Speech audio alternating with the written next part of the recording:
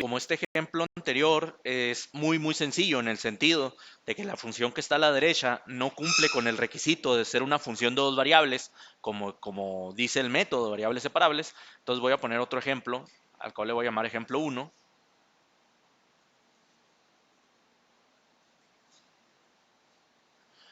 Y el ejemplo es, dada esta ecuación diferencial, y' igual a e a la xy, pues solucionarla, ¿no?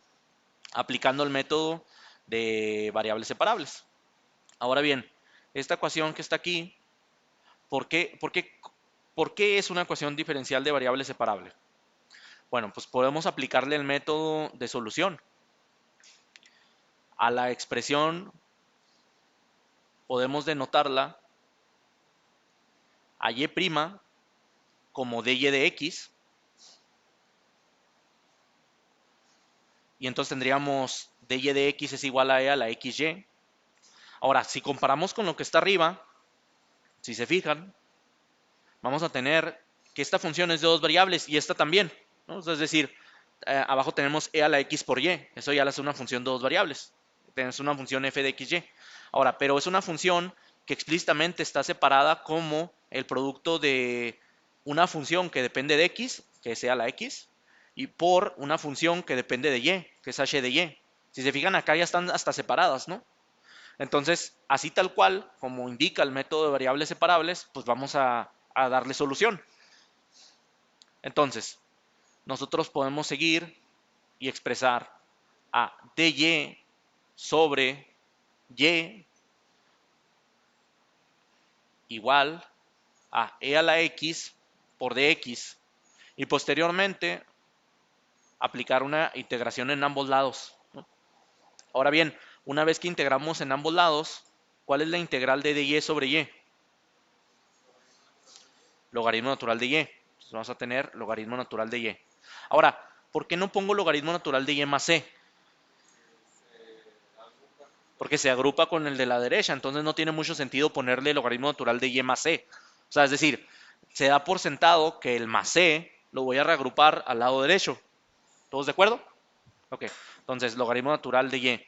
Ahora, ¿cuál es la integral de e a la x? E a la x, entonces voy a poner que es e a la x más c, ¿no? Y a esta ya se le puede llamar solución de la ecuación diferencial. Esta es una solución de la ecuación diferencial. Pero esta solución es una solución llamada solución implícita. Ahora, ¿por qué es solución implícita? Porque los valores de solución de la ecuación diferencial están ahí, los valores de solución, pero de manera implícita. Eso se llama solución general implícita.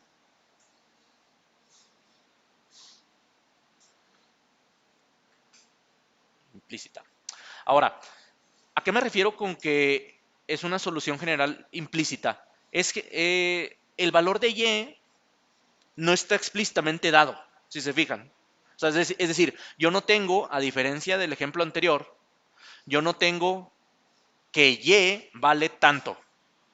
¿Sí me van a entender? Yo no tengo despejado a y, si quieren decirlo así. Entonces, por eso se llama implícita y no explícita. Ahora bien, ¿cómo podemos llegar a una solución explícita? ¿Cómo? Bueno, los valores iniciales en una ecuación diferencial deben de ser dados anteriormente para utilizarlos, ¿no? Como esta ecuación diferencial no partes del hecho de haber tenido previamente valores iniciales, no, los valores iniciales no están relacionados con el hecho de que la solución sea explícita o implícita. No sé si me va a entender, ¿sí? Entonces, los valores iniciales sí los vamos a usar, pero posteriormente. Ahora bien, nosotros podemos aplicar algunas operaciones algebraicas aquí para llegar a la solución general explícita. Ahora, ¿qué tipo de operaciones algebraicas podemos utilizar aquí? Pues miren, por ejemplo, podemos aplicar la función exponencial en ambos lados. Como el logaritmo natural, su función inversa es la función exponencial, entonces para despejar a la y de ahí, no nos queda de otra que aplicar la exponencial. No sé si me va a entender. sea, es decir, podemos tener exponencial del logaritmo natural de y es igual a exponencial de e a la x, por muy curioso que eso se vea, de e a la x más c. Ahora, yo estoy tomando en consideración que esto es el exponente de esta exponencial y estoy tomando en consideración que esto es el exponente de esta exponencial. Si se fijan, lo que estoy aplicando en ambos lados de esto es función exponencial. ¿Sí me voy a entender? Pero ¿para qué estoy aplicando función exponencial? Porque la exponencial y el logaritmo natural son funciones inversas, como ya dije, ¿no? Ahora, al ser funciones inversas, vamos a tener lo siguiente, vamos a tener que el logaritmo natural y exponencial se anulan y vamos a tener, ahora sí, la solución general en forma explícita, que va a ser y es igual a e a la x. Ahora bien, si se fijan, nosotros aquí tenemos una suma en el exponente. La base es esta exponencial y el exponente es esta suma. Cuando tú tienes una suma en el exponente, puedes separar por cada uno de esos sumandos en el exponente, poner base elevada a uno de los términos de la suma por la misma base elevada al siguiente término de la suma y así sucesivamente. ¿A qué me refiero? Por ejemplo, si ustedes piensan en x a la 5, x a la 5 viene de x a la 3 por x a la 2. ¿Están de acuerdo? Es decir, aquí la base es x. Y ustedes pueden suponer que x a la 3 por x a la 2 pues es x a la 3 más 2, que es x, 3 más 2 pues te da 5. No sé si me va a entender. A lo mejor esto es un ejemplo burdo, pero este mismo principio se sigue aquí.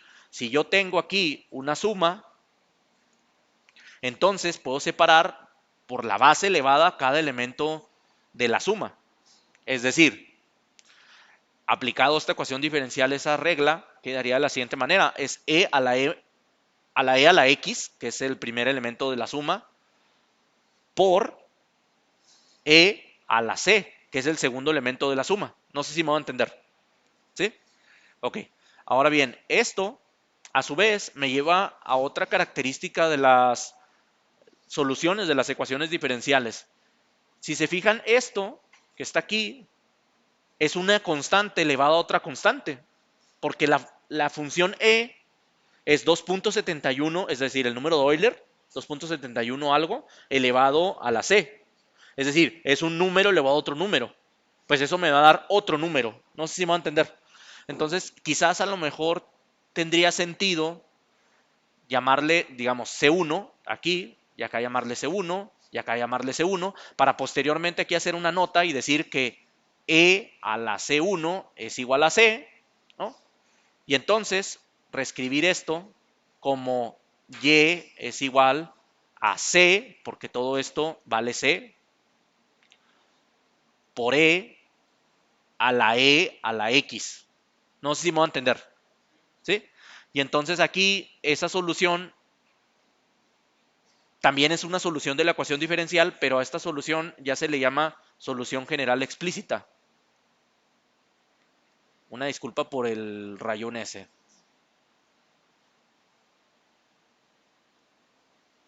Es decir, esta solución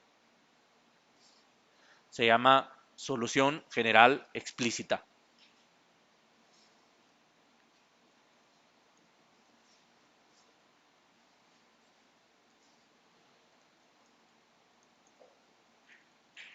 ¿Cuál es la diferencia de la implícita y la explícita?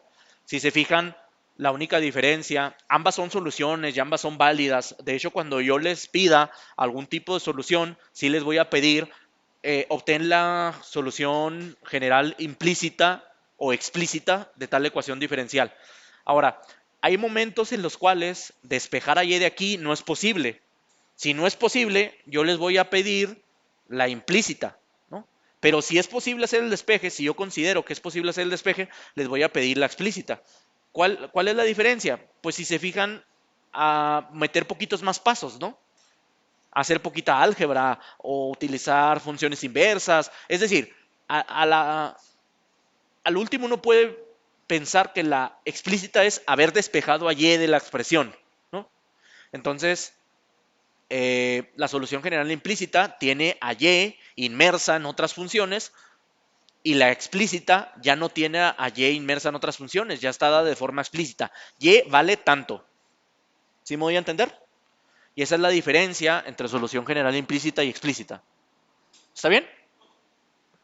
Muy bien.